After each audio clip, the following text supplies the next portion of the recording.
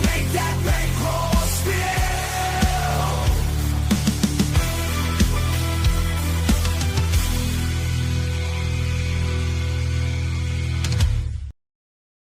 What is going on, diehards, degenerate gamblers, fight fans? What's up, everybody? Welcome to the undefeated post-weigh-in show, Undefeated After Dark. That's right, Night Owls. We are back. We are late. I have to apologize for coming to you this evening. It was wife celebration time, okay? It was the wife's birthday this week, so had to go out with the family, had to do a little dinner, had to put on a little show. So priorities, right? Priorities. We all love our MMA, we all love our fights and our gambling, but you gotta spend a little bit of time, punch a card with the wife here every once in a while. So apologize for the show being late, but I know for some of you, that means it's a little bit more of a treat. Some of you psychos who hang out with me way late on these evenings here. What is up? We've got the Carrillo in the house. We've got Brandon, Dixon, Cider, Barry Long. What is going on, buddy? Appreciate you being here. Salt, Dirt, what is up? Okay. So Dixon getting off with a strong start here, saying it's taco season, and we'll talk about that. There's some interesting things going on this week already. Barry Lang saying, was Marilyn Manson in London tonight? Unbelievably good, by the way. Drunk as fuck, nearly 4 a.m., but I'm here for the show. Much love. That's what's up, Barry. You are the fucking man. Staying up until 4 a.m. to watch the show. That is a new level of dedication and degeneracy. Salt Dirt hitting me with the big ones, the hard questions, asking for my top 3 DBZ characters. Okay, and because we're gonna make sure this is done with just a little bit of show, a little bit of flair, we're gonna start at number 3, right? There's no way that we start at number 1. We're gonna go number 3 for my all-time favorite DBZ characters is Gohan. Okay. The reason Gohan is at number 3 and not higher on the list is because of just how much they gave up on him, just how disappointing Gohan is. Okay. He was so fucking cool for the entire series. You knew they were building it up. It was this thing. He had this secret hidden power. He had this secret ability. You knew he was just going to be something special. And then they turned him into a scholar and he flopped. And I'm sorry that I've been keeping up with Dragon Ball Super a little bit. And like the amount of times we've done the storyline of, but wait, he got serious again, you guys. And he jumps right to the top of the pecking order. And then he goes right back to giving up and being disappointing. Like, I'm done with the roller coaster. So Gohan at number 3 for me. Okay. He should be higher, but I can't stand what they've done with him as a character. Okay. Number two has to be Piccolo. Okay. Piccolo is one of the coolest freaking characters in the entire show. I love how stoic he is. Anytime he rips off the hat and the shoulder pads when he gets serious, you know what's up. He's also the best dad in the entire show, bar none. And okay, I'm not this thought did not originate in my brain, so just nobody pull the card on me or anything like that. But Piccolo is by far the coolest black character in anime. Yes, I said it. You all know it's true. Piccolo is black. There's no way anybody can argue this, okay? Like, don't tell me otherwise because it's freaking true. And I know most of the anime people who I collaborate with and discuss with that are black will claim him, okay? So like by far the coolest African-American character in all of anime, Piccolo. Okay, love that guy. Plus, what Dragon Ball Z abridged, if any of you guys watch DBZA, first off, if you haven't, you should. It's better than the actual show. If what they've done with Piccolo is just spectacular. And then number one, greatest character in all of Dragon Ball. It's Vegeta.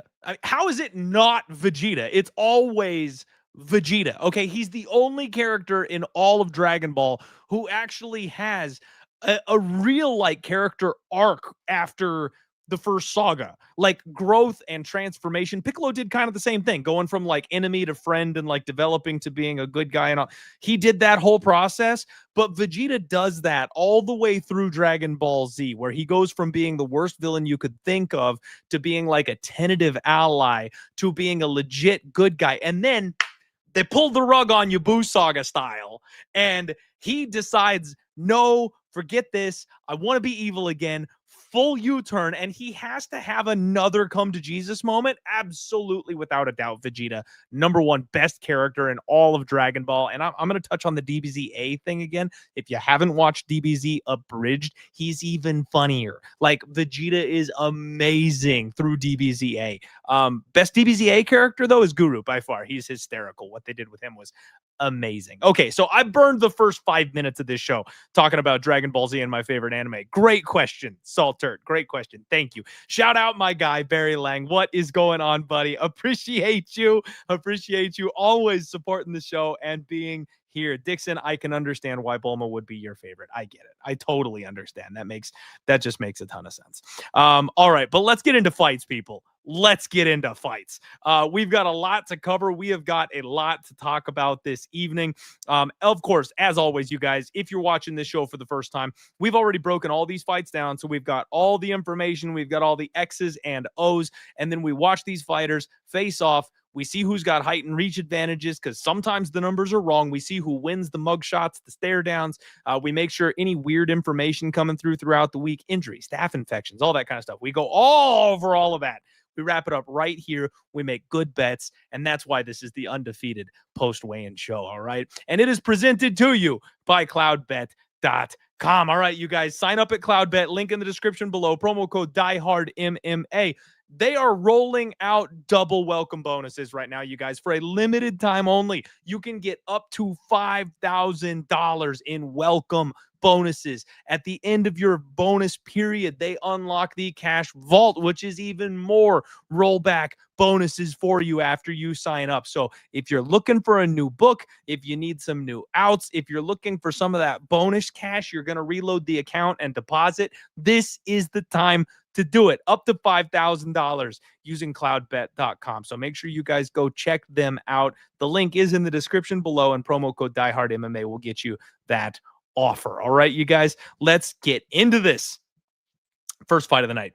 We've got Zach Reese, and he's taking on Jackson McVey. Reese came in at 194, and McVey came in 193.5. The reason for that, you guys, we have a catch weight fight. If you guys weren't aware, we have a catch weight because Zachary Reese is filling in here on short notice. Jackson McVey has now had like just an absolute roundtable of UFC opponents. His UFC debut, his opponent dropped out. They kicked the fight out a week. They gave him that awful debut against that little Brazilian monster that he ended up losing to in round one, Bruno. So then he gets another opponent. They rebook him. They finally get like a real date for him to make his UFC debut. And what happens? None other than Rob Valentine falls out. So steps in Zachary Reese here on short notice, bumping it up 10 pounds because obviously rolling off the couch.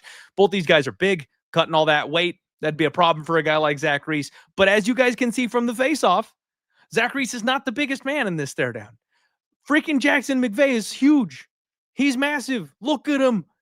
I'm not saying towering, right? But like he's got like a good inch. His shoulders are higher. Like this is a large man, okay?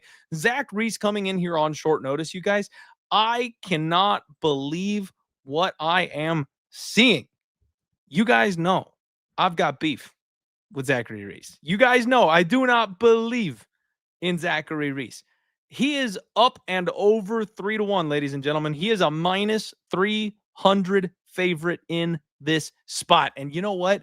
It's not even necessarily tinfoil hat worthy, but it's just what we do. It's just what we do on the Undefeated post-weigh-in show. We are betting Jackson McVey.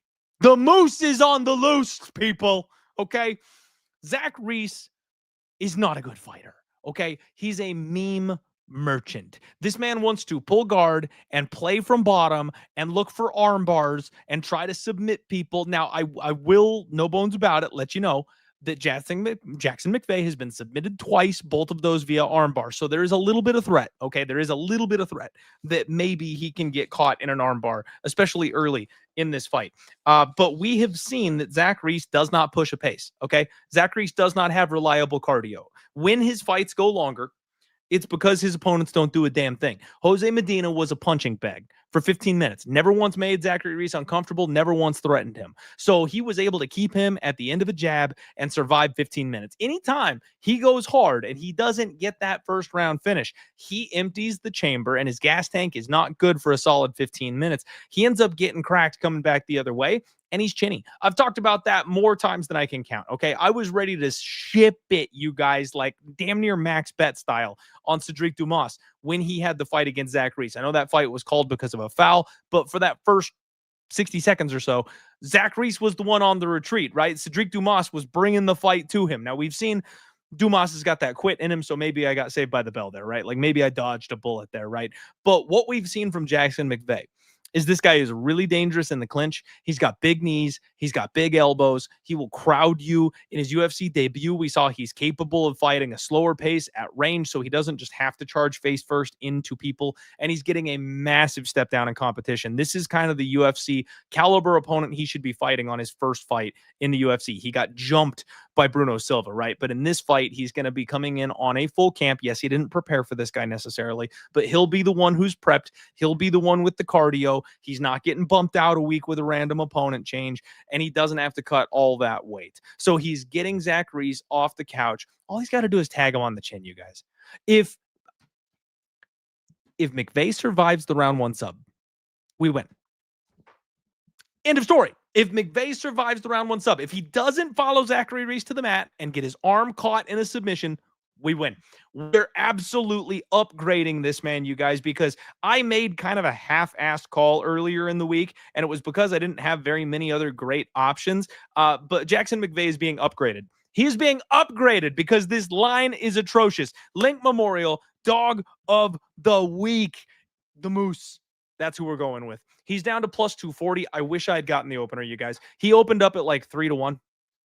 People who got that number early smashed it. It dropped immediately, stabilized just a little bit because there's a couple Zachary Reese truthers out there, and it's still dropping now. So more money is coming in on the dog side of things. That's the side we're going to be on. I will be making that bet this evening. I haven't locked in a single piece of action, ladies and gentlemen, for this fight card because of how chaotic last week was with all the shenanigans in the FBI. And I wanted to just kind of sit tight and make sure I really wanted to do what I wanted to do this week. And I've got plans.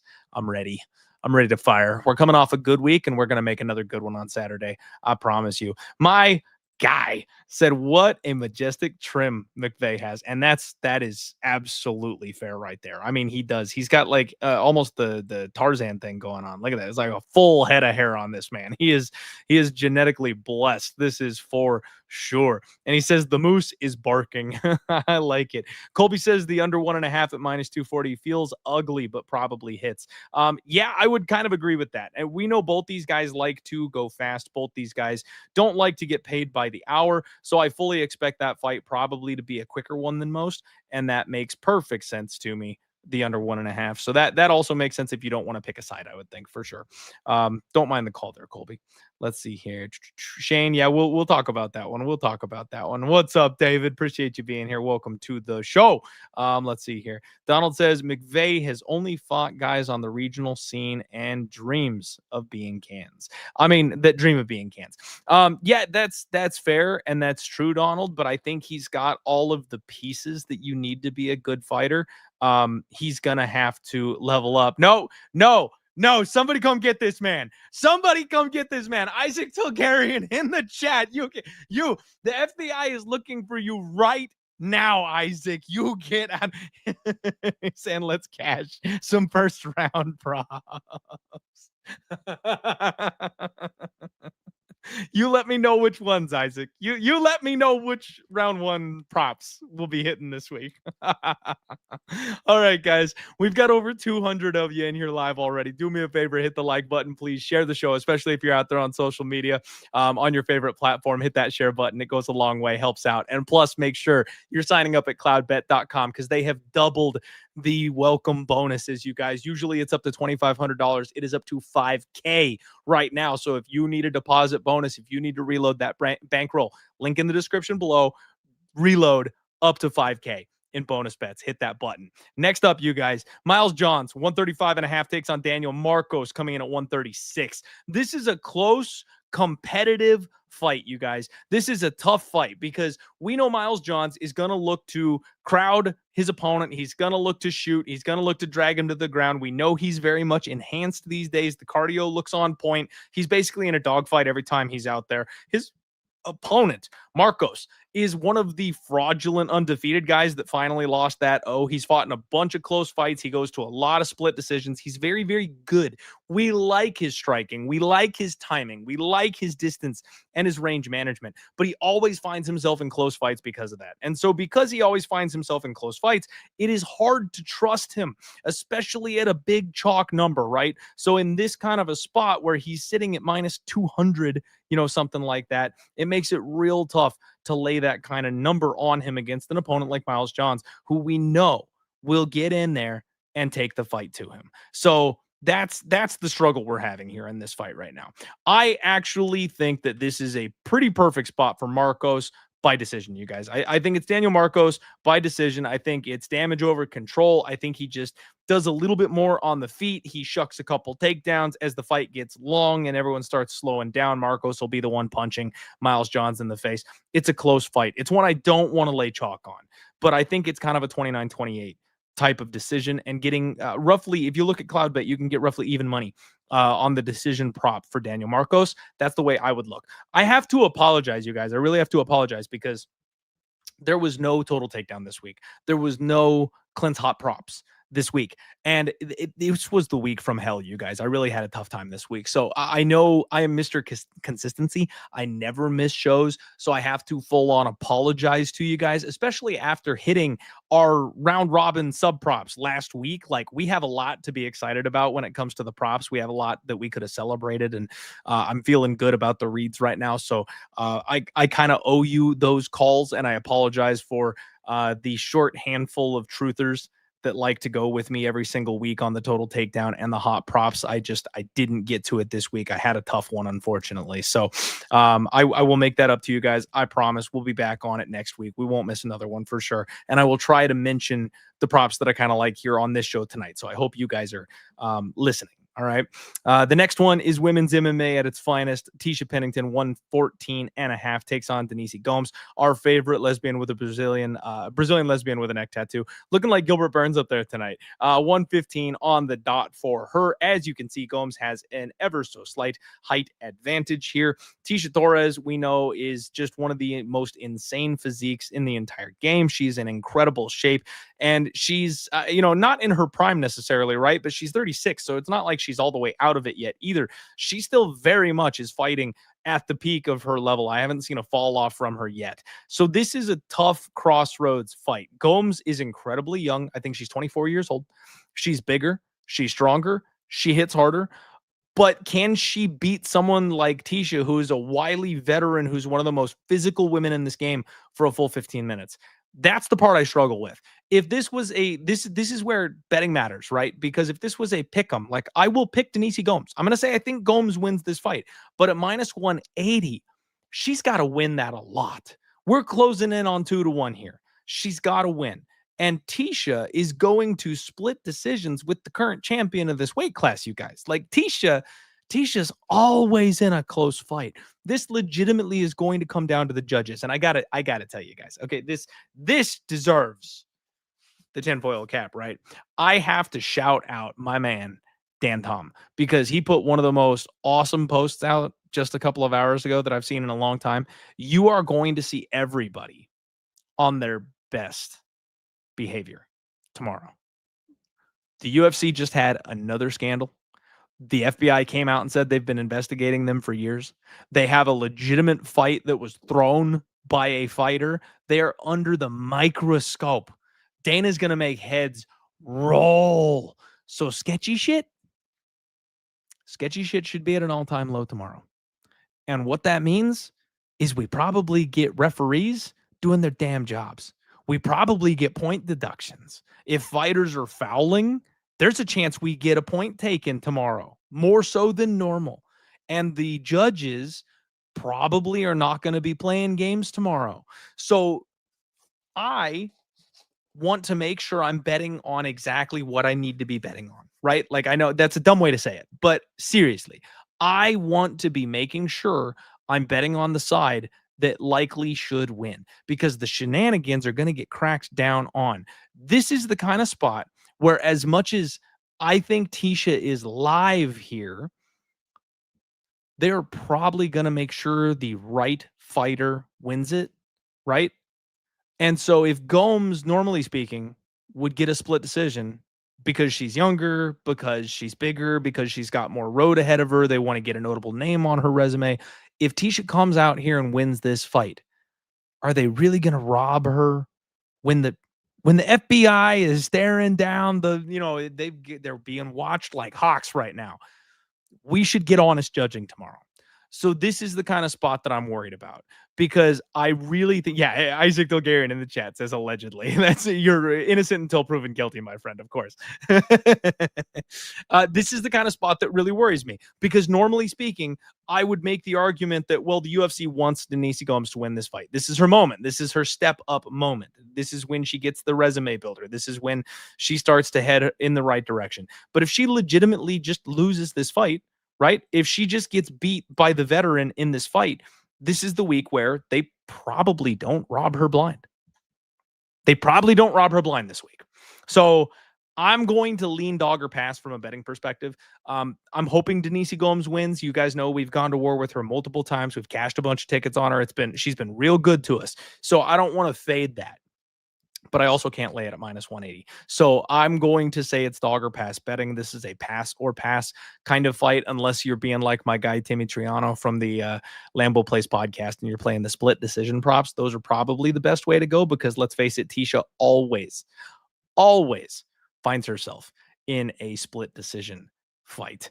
Haunter, actually very incorrect. I'm not the type to double down on Bulgarian after the live movement. I put out a tweet for everybody to see last week, warning them of the shenanigans that was going on with the line movement, and we actually got out of our parlay and made money on top of it by betting on Diwali tailing the line movement. So appreciate you being here in the chat and commenting, but once again, just flat out wrong. Next up, we've got Josh Hulkit, and he's taking on Max Jimenez. We've got 236 for Hulkit, and we've got 235.5 for Max. So Max is going to have a big thickness advantage, as you can see. I'm not a big fan as a big BJJ man myself, and I don't mean big as in fan, I mean as large. As a big guy myself, you know, it's funny. I adopted my favorite fighter when I first got going here on the UFC was Frank Mir, you guys. And I know I'm really like dating myself with that one. A lot of you guys probably don't even know about Frank Mir, but Frank Mir was my favorite fighter. And it was because he was a legitimate threat on the mat as a heavyweight. He was able to reverse. He was able to play from his guard. He was able to have like fast hips. And I was fascinated by the way this man moved on the mat as a 265 plus pound man. So when I started doing jiu-jitsu, I made it my life's mission to get good from bottom. So I was big enough that, you know, I wasn't a heavyweight or anything like that, but I was the largest guy who wasn't a heavyweight. So I always ended up rolling with the big guys. And I challenged myself. I always put myself on bottom. I always pulled guard. I always made sure I got below these big, heavy ass dudes. And I worked on my technique.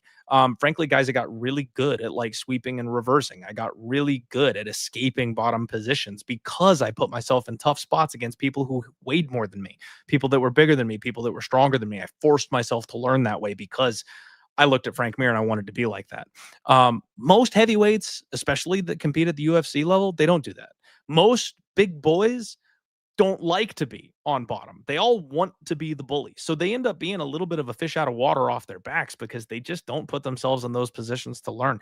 Now, I am talking out my ass a little bit because I don't know enough about Max to say whether or not he's that type of person. I'm just saying, generally speaking, that's what we see with heavyweights, especially at this level. How many guys have we seen get put on their backs and just not know what they're doing, even though they're UFC caliber everywhere else? So this worries me because whenever you get the jiu-jitsu guy versus the wrestling guy gets on top. The wrestler knows he wants to be on top. The wrestler knows downward pressure, shoulder pressure, chest to chest. They know that's what they're supposed to do. And if you're winning that battle, you're winning the fight as far as the judges are concerned. If Max is the kind of guy that doesn't really have an arm bar in his bag of tricks, or doesn't have a butterfly sweep in his bag of tricks, especially at this level with these big, strong dudes. I really think Hulkit's just going to kind of run him over. I think Hulkit's just going to get on top of him, hold him down, tire him out. And we know this guy's got a good gas tank at heavyweight. We know this guy's got good ground and pound. And him being a little bit on the lighter side, it reminds me a bit of like Cain Velasquez. Velasquez was the greatest heavyweight the UFC had seen to that point. He was unstoppable, cardio Cain, right? Like you just couldn't get the guy off of you, and he never quit coming forward. Obviously, Hulkit is like Timu Wish version, right? I'm not saying he's Cain Velasquez, but it's the same idea. He's lighter. He wants to wrestle. He wants to ground and pound you out. He wants to make you quit. It's the same style. So I have to pick Josh Hulkit here. Now, I fully respect my man, Barry. First and foremost, shout out my man for one more time hitting that dono button. That's what's up, Barry. He says, Max got this in the bag. Max sub is at 20-1. It's crazy. He'll be on his back. Maybe worth a shot. I don't blame you whatsoever. I love it.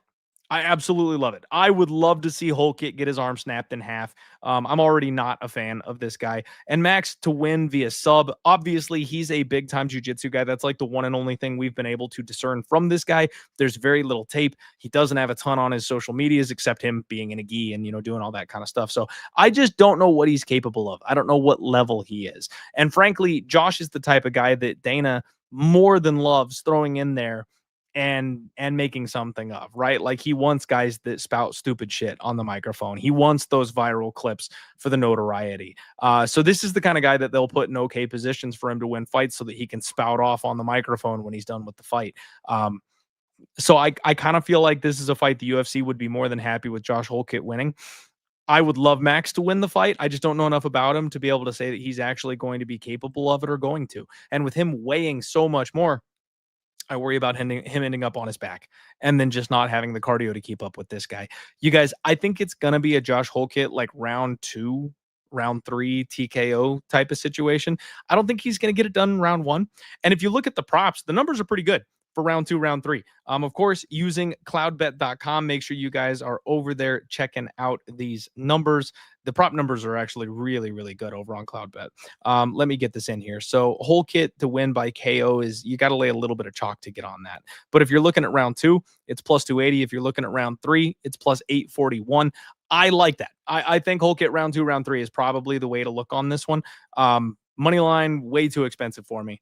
And then KO, I don't want to lay a number on this guy to win by KO, but that's probably what happens. What up, D? Appreciate you being here, buddy. Glad you made it to the show. Barry says, I hope Max wins. Hulkit sucks, man. Yeah, I'm with you. Absolutely. Salterd says, heavyweight division really needs to get going. Yeah, it's tough, though. They keep cutting the guys that are winning, though. So, like, how are you going to get the division going when all these guys suck, and then the ones that don't suck end up getting cut because the UFC thinks they're boring? It's tough times, man. Tough times right now to be a UFC heavyweight. You win your fight, and you're not even necessarily guaranteed to get another crack at it. It's really dark times right now for the UFC heavyweight division. These guys really got to get in there and figure it out. All right, guys. Next up, we are headed back to the ladies. Mayra Bueno Silva, 135.5, takes on Jacqueline Cavalcanti, also making 135.5 pounds. We got Mayra Bueno moving back up to 135 pounds. And what does that mean? What does that mean? I really thought she was going to get serious down at 125, you guys. I don't know if this is like a cash grab moving back up to 135. I don't know if she felt out of place at 125. Like, these are the kinds of questions that I don't have an answer to. And it worries me a little bit. I felt like going down to 125 pounds and getting thrown to freaking Jazz Judovicius, she went, that wasn't the best move, right? Like, she cuts all that weight. She spends all that time and sucks herself out. She's already got a rough cardio gas tank. She's already struggled on the scales. And then she sucks herself down an extra 10 pounds just to get her ass whooped by somebody with nonstop cardio. Like, I could see her just being like, I'm more comfortable at 135. I fight better at 135 and moving back up. Anyway, I hope that's what's happening here. But if she is just kind of taking it for the cash, like if she's kind of phoning it in and taking a paycheck, like that's the kind of thing you do have to worry about here. Now, she is a decent underdog, you guys. We're getting plus 200 on my girl Myra Bueno Silva. Now, you guys know I've been high on Myra Bueno Silva. I've been high on her for a long, long time. I actually had futures for her to win the title, and she almost got it there with that ninja choke, you guys. She almost got me home on those future props last year when she fought Rocky Pennington. Thought I had it in the bag. I actually kind of like her as a dog here. We have been on both these women multiple times. We have been on Jacqueline Cavoccanti as an anchor, actually, and we have been on Myra Bueno Silva in a lot of her fights as she rose. So this is a fight where you've got one girl trying to crack into the legitimate like top 5, top 10 challenger circle, and then you've got the falling fighter who she's in free fall, man. Let's be real, 4-fight losing streak for Myra Bueno Silva. She's really got to figure this shit out right now. So if she doesn't win this fight, I mean, I don't know if the UFC is going to cut her because the division is so thin and she is exciting, but like her job could be on the line on Saturday. We've seen Kavoccanti get roughed up in a couple of these fights. We've seen Kavoccanti get hurt in a couple of these fights. So I think Myra Bueno Silva is very live here, you guys. This is absolutely dog or pass to me. And I also really like taking like a shot at the sub prop here. It's like, let me see here. We've got the sub prop at plus 712 using cloudbet.com. So getting plus money on the money line, I think that's probably the way to go. Getting that sub prop at plus 700 or better, I think that's worth a sprinkle. And I actually kind of like maybe the under in this fight. Under 2.5 plus 270 seems okay to me. You might want to buy that extra, 2.5 minutes and do the fight doesn't go the distance, that kind of thing. But Cavalcanti could just be in her prime. She could have turned that corner. And we know Myra Bueno Silva is kind of a momentum fighter. We know she wants to, get going on her opponent, hurt her, but she'll also kind of cave if things aren't going her way. So if she ends up being on the back foot and Cavalcanti's able to just kind of piece her up on the feet and back her up and stuff like that, not that she's chinny or anything like that, because, her last fight where it was a stoppage, it was a cut. It was not a knockout. It was not a legitimate TKO. It was a cut stoppage.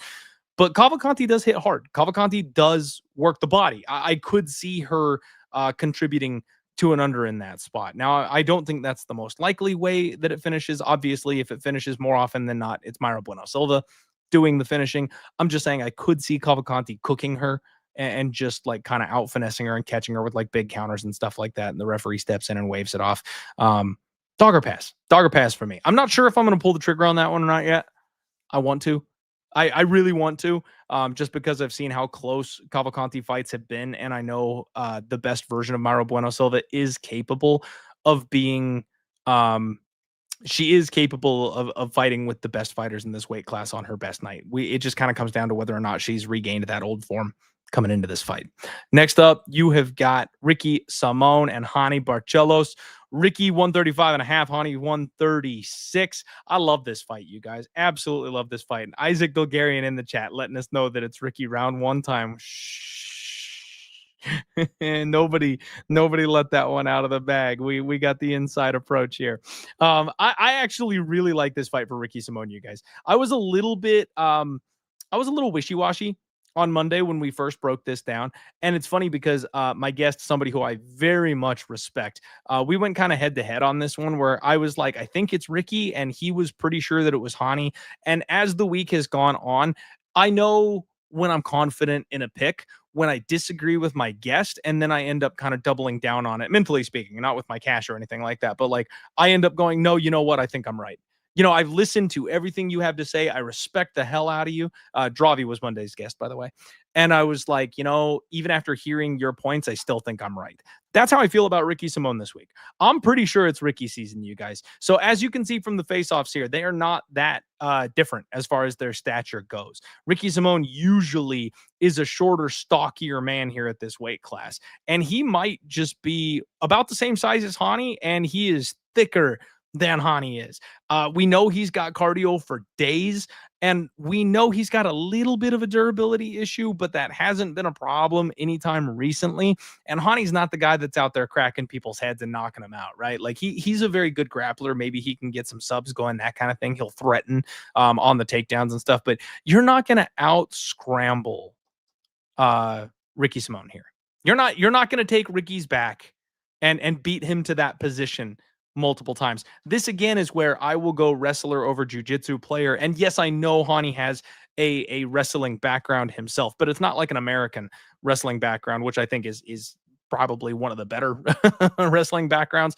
I do think that Ricky Simone is going to be able to beat Hani Barcelos to these positions over the course of 15 minutes. And so when we get into these wrestling transitions, eventually Hani's going to find himself on his back. Eventually Hani's going to find himself getting tired. Eventually he'll be conceding positions to Ricky Simone. Ricky's going to get on top of him. I think it's Ricky by decision more often than not. But after his last fight, I mean, this dude just pulled counter Javid Basharat to the freaking Death Star, man. Like he put him in the hey Dragon Ball Z reference. He put him in the dead zone, right? Like he absolutely iced one of the most durable fighters we feel like we've seen in a long time. So Ricky Simone has power too. Let's not count out the fact that old man Hani might get caught with something big. And that, yeah, Chris saying Hani by KO or Ricky by KO. I think it's totally possible. Totally possible. Barry, that is a great question. I don't know where Dravi's from. He's got a really great accent. Blum, what's going on, buddy? Appreciate you being here. Hit that like button for me. Let's freaking go. Barry also saying Ricky by KO. You know, I'm a little bit. I'm feeling like that's a little recency bias.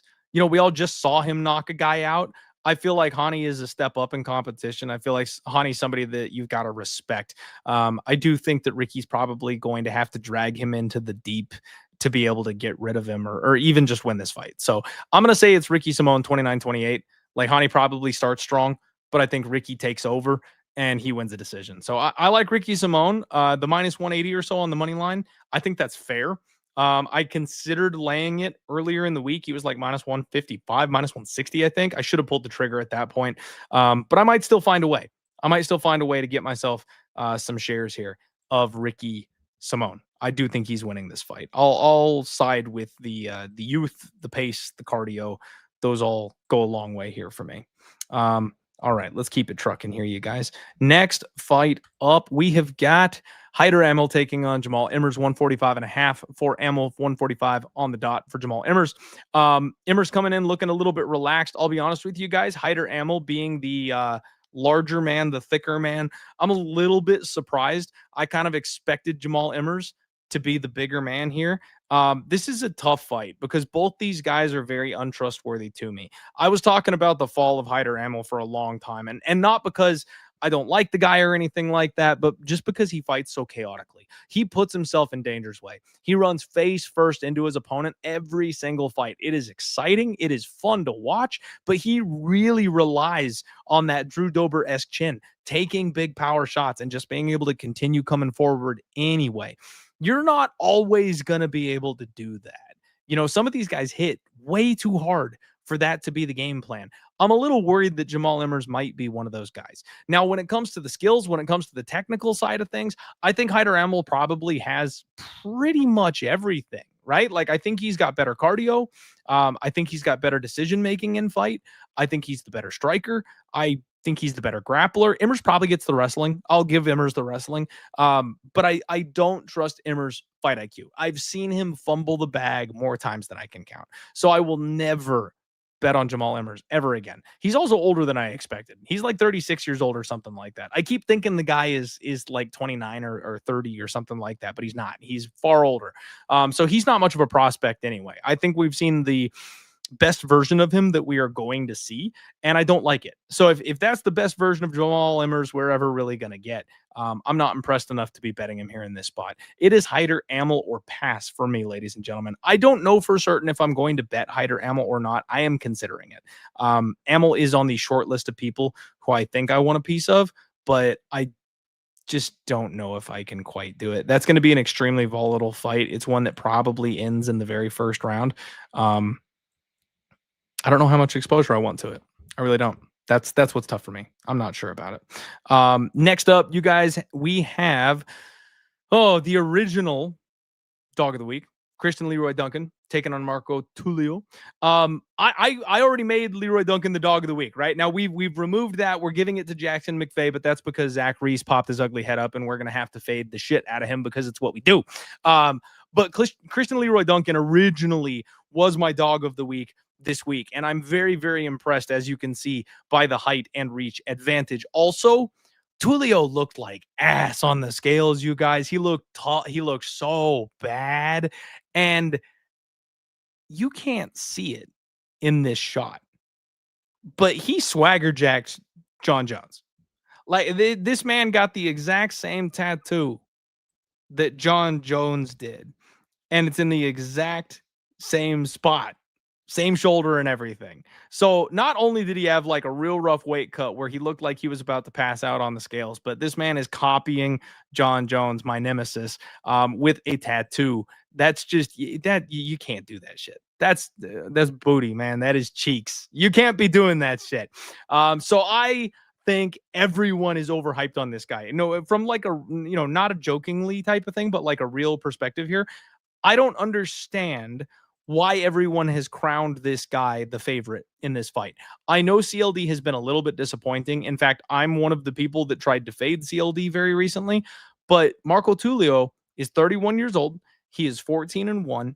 He's fought a bunch of relative nobodies, right? I mean, winning records, yes, but low experience people.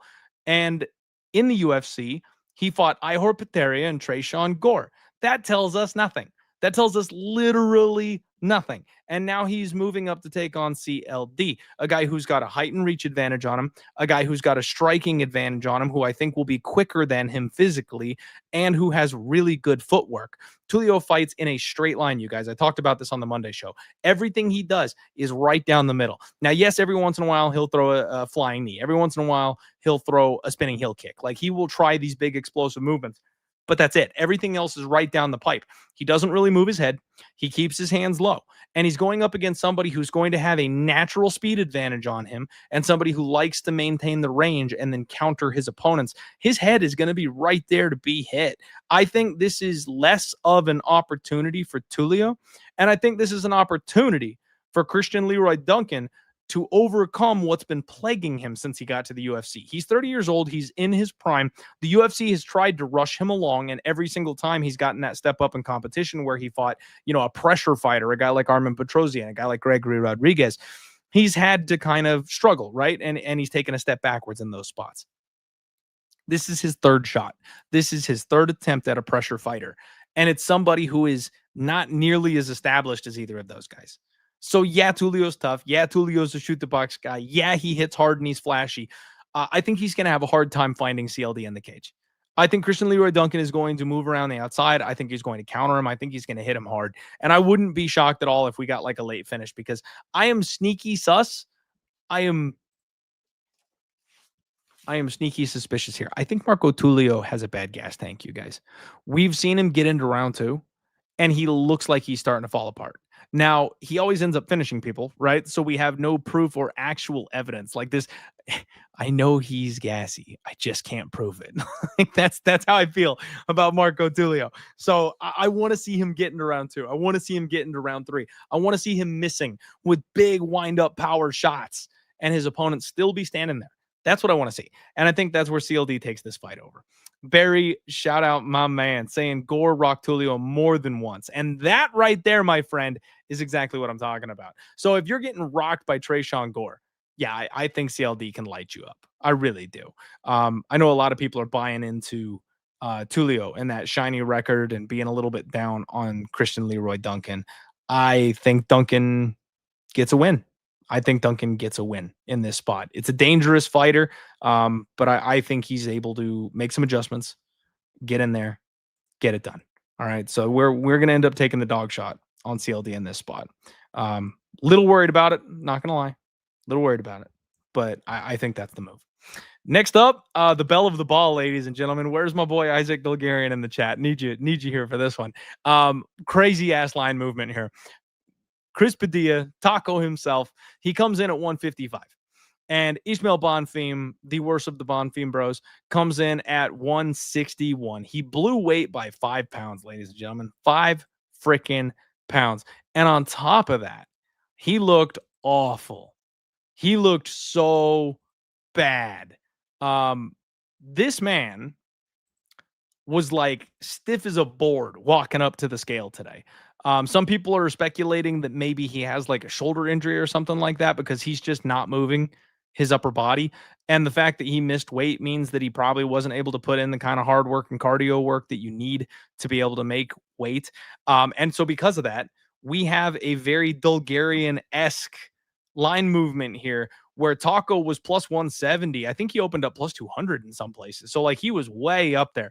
Chris Padilla is all the way down to plus 110. Now, we do need to just throw a little bit of ice water on this, you guys. It just, okay, come in close. We just got to talk about this for a second.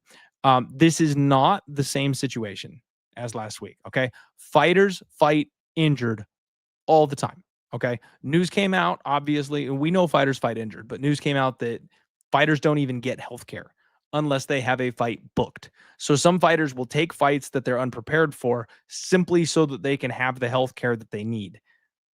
And that makes a lot of sense in hindsight with some of the shit that we've seen. So he's got this opportunity to fight on this card, headlined by his brother. Big deal for the two of them to fight on the same card together. Big opportunity if he needs a shoulder surgery to get that covered by the UFC, right? There's a lot of ways this guy could be coming in hurt, right? It's not the same thing as Isaac Bulgarian taking a straight up dive. Allegedly taking a dive. I mean, Tulio's going to go out there. I'm sorry, not Tulio. Bonfam is going to go out there, and I think he'll give it his all, right? Like, he will go for it. But is he 100%? Why did he miss weight by 5 freaking pounds? And he's not that big. As you guys can see, him and Taco size up pretty well here. So it's not like he's a massive dude cutting down for this weight class or anything like that either. They size up pretty well. Taco accepted the fight without a heartbeat. This man has Anthony Smith levels of delusion. You guys know I love that. You guys know I love it when a fighter believes they'll be UFC champion and they'll break John Jones' record and they'll rule for generations to come. I want that.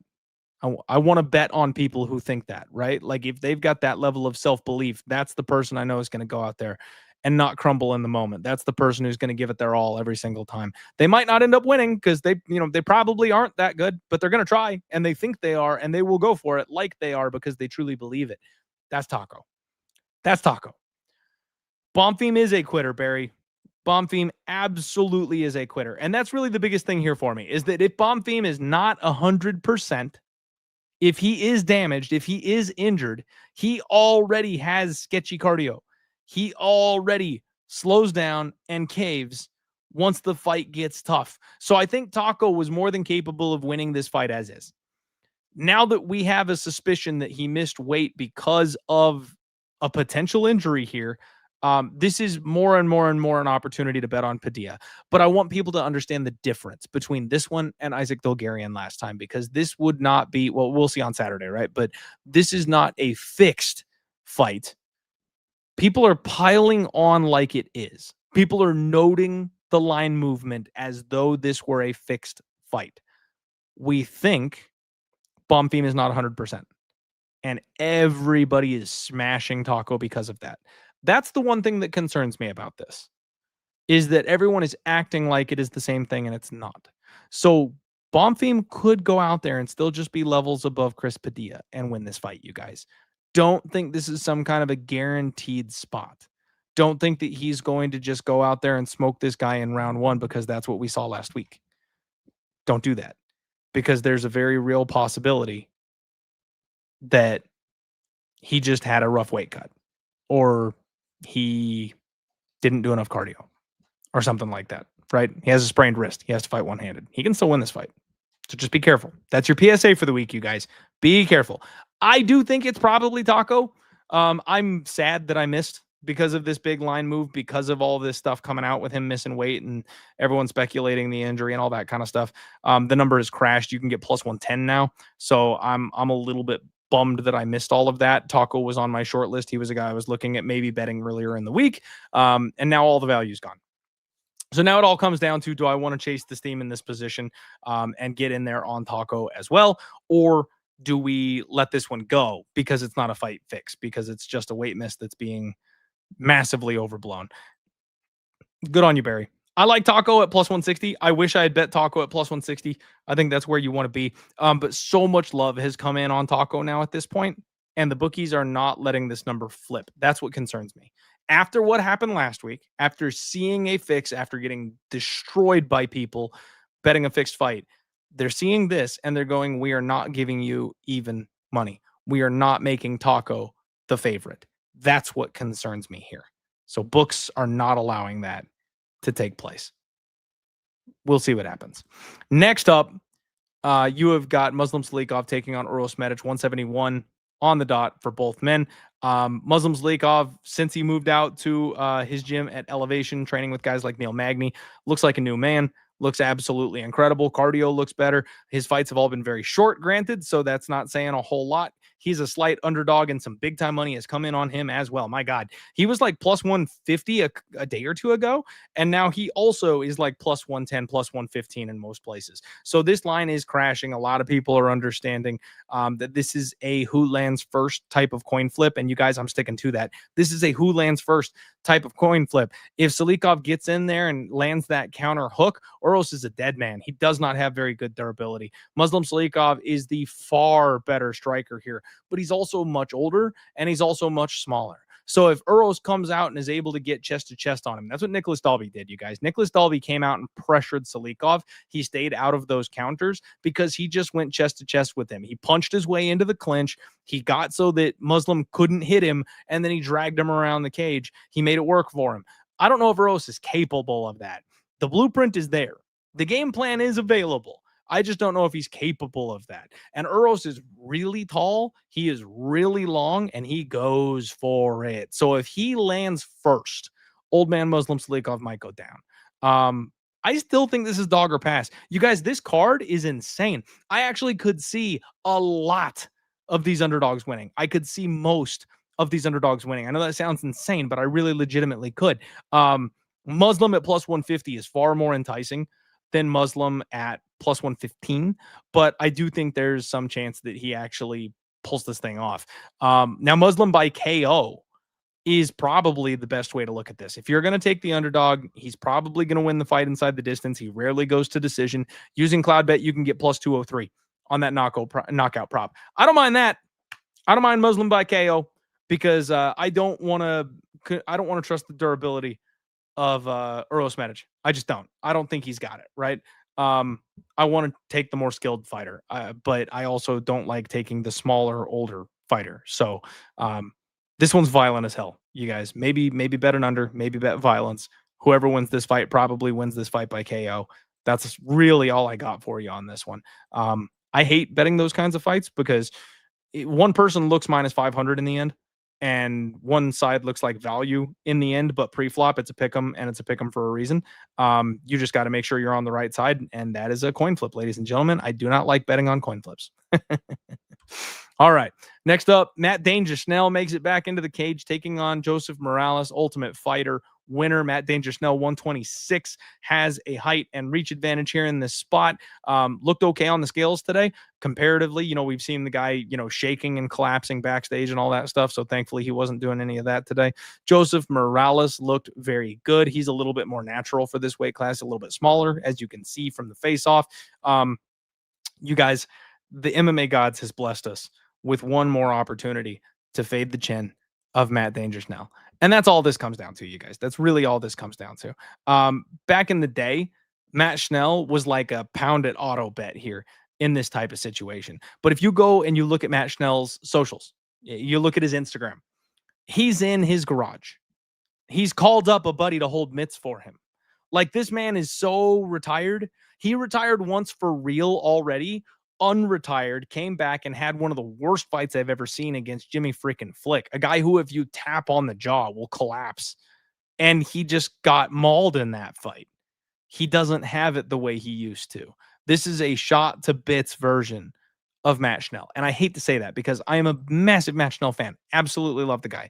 So his opponent, Joseph Morales here, is a better grappler. He is a better, well, maybe not better grappler, sorry, but he's a better wrestler. He's a younger version of him. He's very aggressive. He also can throw hands when he needs to.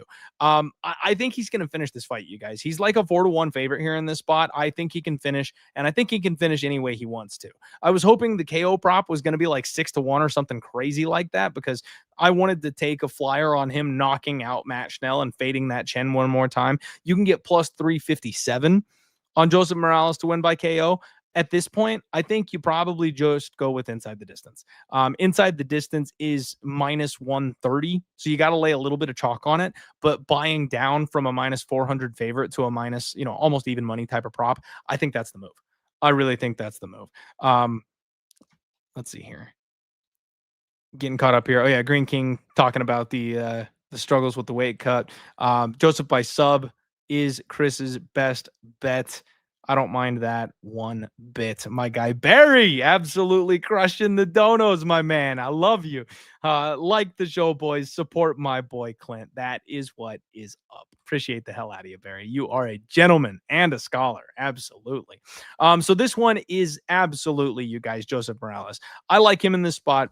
I'm probably going to parlay him. I think actually, as I'm looking at this, you guys, I kind of like a little bit of two-legger action here. Ricky Simone and Joseph Morales is even money.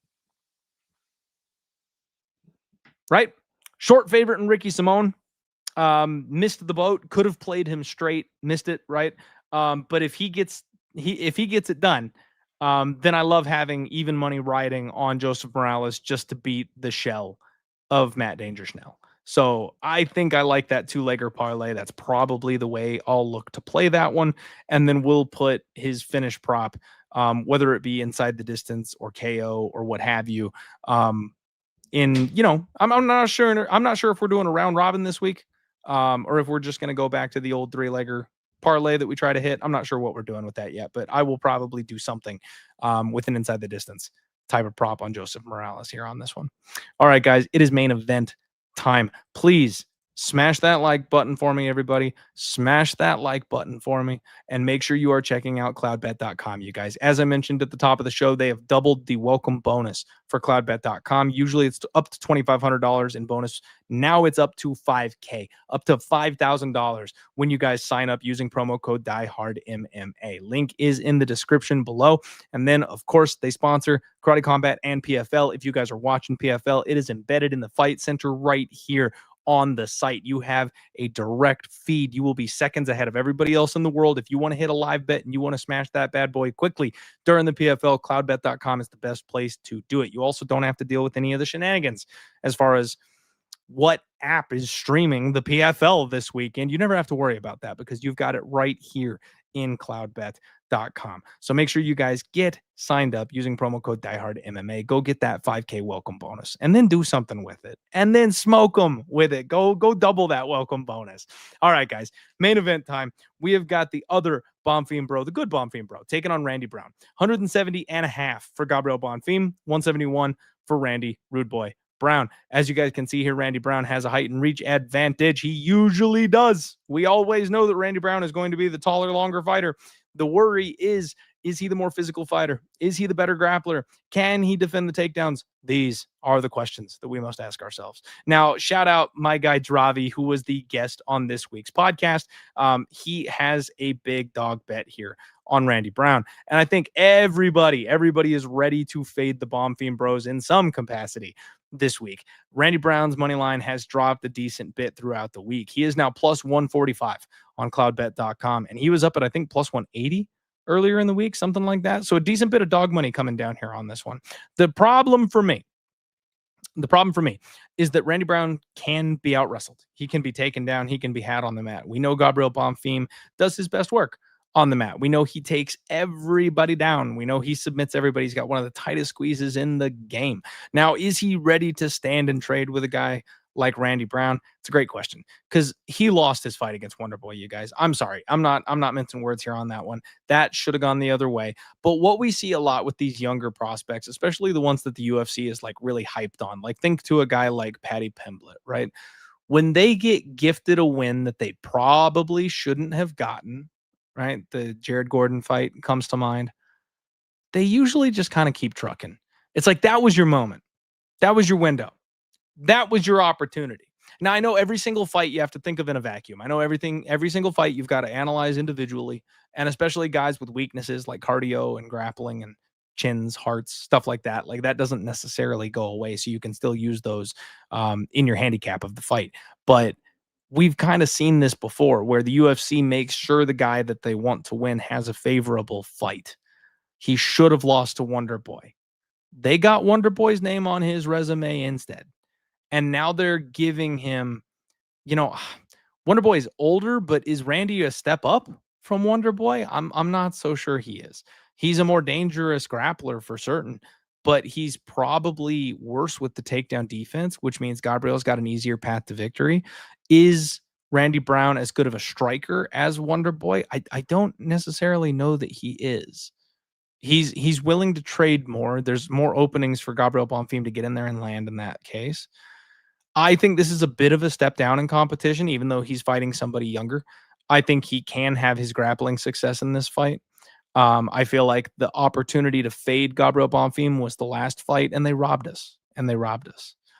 I don't know that I want to go back to the well here with Randy Brown. This is a live bet fight for me, you guys. I'm picking Gabriel Bonfim to win this fight. I don't think I'm touching this one pre-flop. These are two guys that you guys know I can't pick Randy Brown fights. I've never been able to. I can never get Randy Brown right. So the fact that I kind of think it's dog or pass probably means that Gabriel Bonfim smashes here. But I'm picking Gabriel Bonfim to win the fight. I'm going to watch. I'm going to see if there's an opportunity to live bet. But I like other spots on this card. I don't think I need to have a piece of the main event. The one thing I will say is I kind of like the over a little bit in the main event. It is a 5-round fight. And because of that wrestling advantage, I do think Gabriel can get some ground time going. Now, usually if he gets ground time going, that means he's finishing, he's submitting. So it's a little bit dangerous. But we could have a classic Randy Brown fight too, where if he is winning, he's controlling the space and the range. And we could have like a 1-1 fight going into 3.